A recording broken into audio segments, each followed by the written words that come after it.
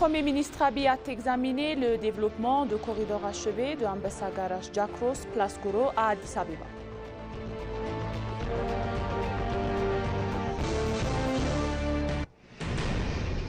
Le Premier ministre Abiy a noté que le Parti de la Prospérité est le seul parti qui accueille des Éthiopiens sans les diviser.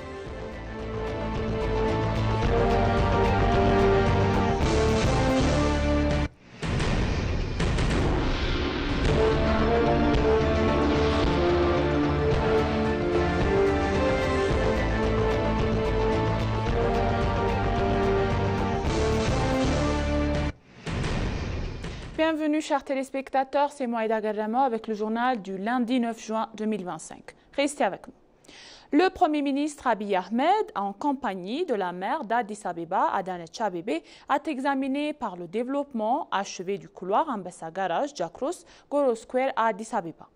Le corridor a réaménagé de 8 km qui comprend une passerelle piétonne, une piste cyclable de 4 km, des toilettes publiques, des magasins standardisés et une gamme d'équipements modernes cohérents avec d'autres projets de corridor à travers la ville.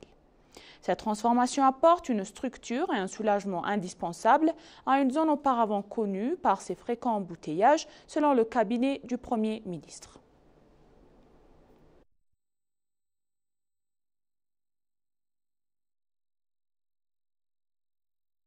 Dans le 4e épisode de son entretien exclusif avec le BC, le Premier ministre Abiy Ahmed a dévoilé que des initiatives sont en cours pour positionner la technologie comme un moteur essentiel du développement durable et de la prospérité du pays.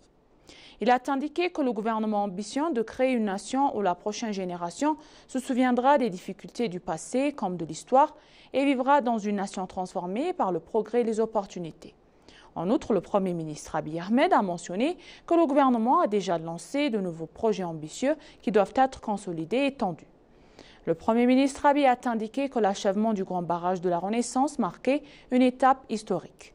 Il a mentionné que l'achèvement du barrage de Koesha et le développement de nombreux autres projets énergétiques étaient essentiels à la croissance du pays.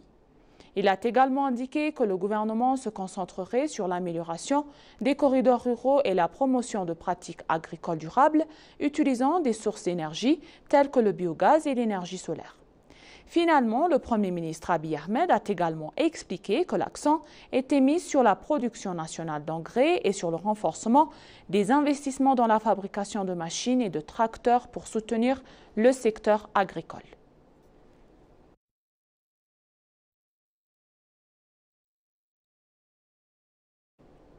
De même, le Premier ministre Abiy Ahmed a déclaré que le Parti de la Prospérité se distingue des partis précédents à bien ses égards. Il a souligné que son organisation sans idéologie et les changements qu'il apporte sont les caractéristiques qui le distinguent des autres. Il a déclaré que le Parti de la Prospérité est le seul parti qui accueille les Éthiopiens sans les diviser en quartiers. Il a souligné que le parti compte actuellement 16,3 millions de membres, y compris la croissance enregistrée après sa deuxième assemblée générale.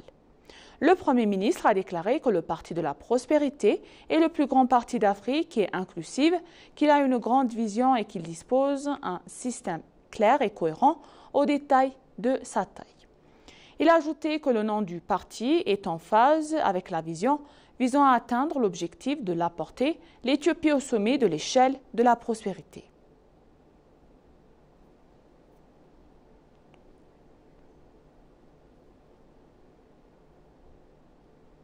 Dans une autre nouvelle donc, 2 livres pour enfants écrits par Negga Wedajo, le commissaire adjointe de la commissaire du tourisme d'Oromia, ont été lancés. La ministre du Tourisme, Mme Salamoët Kassa, la commissaire du tourisme Oromia, Lélisée Douga, le directeur du cabinet du président de l'État régional d'Oromia, M. Abdulaziz Daoud, ainsi que d'autres représentants du gouvernement et invités ont assisté à la cérémonie de lancement. Les livres intitulés ABC du tourisme, éthiopien et ABC du Oromifa couvrent les attractions touristiques et les patrimoines culturels nationaux et historiques. Dans son discours, la ministre du Tourisme, Salamoët Kassa, a déclaré que l'Éthiopie devrait s'engager auprès des enfants en transmettant leurs connaissances aux générations futures. Il a ajouté que les livres publiés d'aujourd'hui aideront les enfants à découvrir l'histoire et la culture de leur pays, ainsi que des ressources historiques. Abdulaziz Daoud, le chef du cabinet du président de l'État régional d'Oromia, a déclaré que ces ouvrages contribueront à transmettre les ressources touristiques aux générations futures.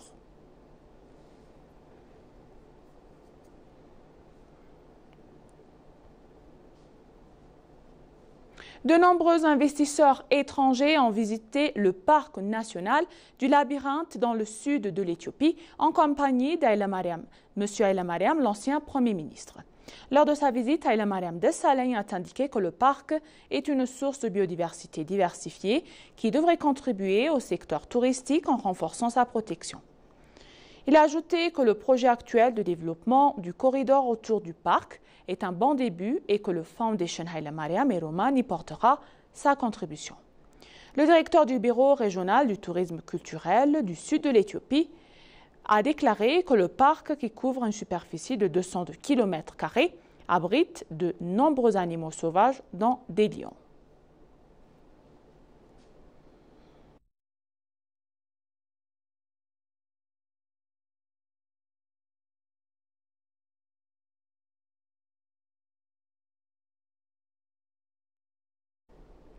La discussion de synthèse des femmes de la ville d'Addis Abeba s'est tenue sous le thème « Le rôle des femmes pour la prospérité universelle ».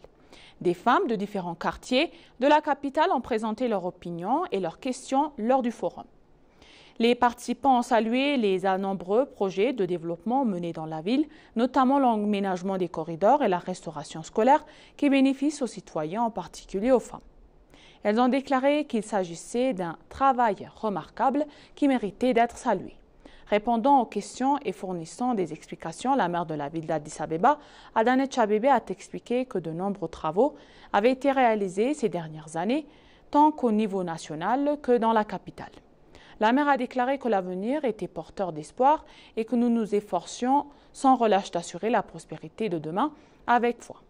Ainsi, les femmes sont l'épine dorsale des affaires de leur pays.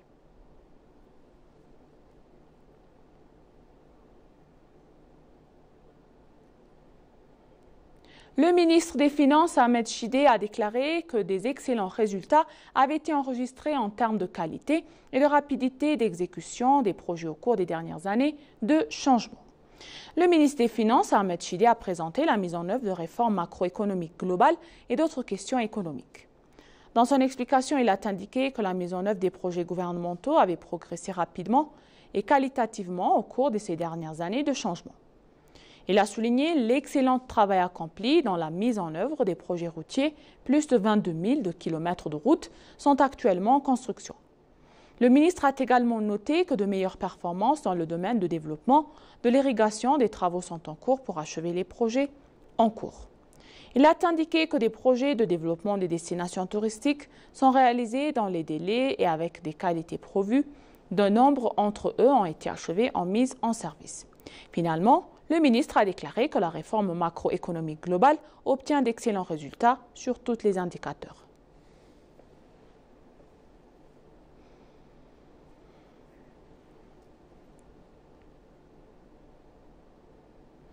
Pour conclure le journal donc, la promotion des œuvres artistiques contribue à l'image de l'Éthiopie dans le monde entier à continuer de se renforcer, a déclaré le ministre de l'État de la Culture et des Sports, M. Nabiyou Baye. Selon le ministre d'État, de nombreuses activités visant à améliorer l'image de l'Éthiopie sont menées dans les domaines de la culture et des arts. Il a mentionné que les activités visant à renforcer l'image de l'Éthiopie, notamment la promotion de la multiculturalisme et des œuvres artistiques, ont été largement menées. Il a ensuite cité le travail accompli, notamment dans les secteurs du cirque et de la peinture, qui a permis à l'image du pays d'être reconnue dans les grandes enceintes internationales. Il a ajouté que la promotion de l'image du pays se poursuivrait et qu'un groupe culturel chargé de promouvoir la culture éthiopienne de tuba se déplacera prochainement dans le monde entier.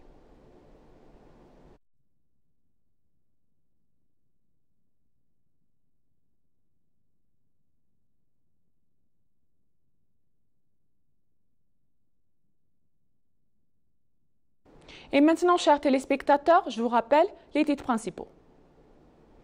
Le Premier ministre Abiy a examiné le développement de corridors achevés à Mbessa Garage, Jakros et Place de Goro à Addis Abeba.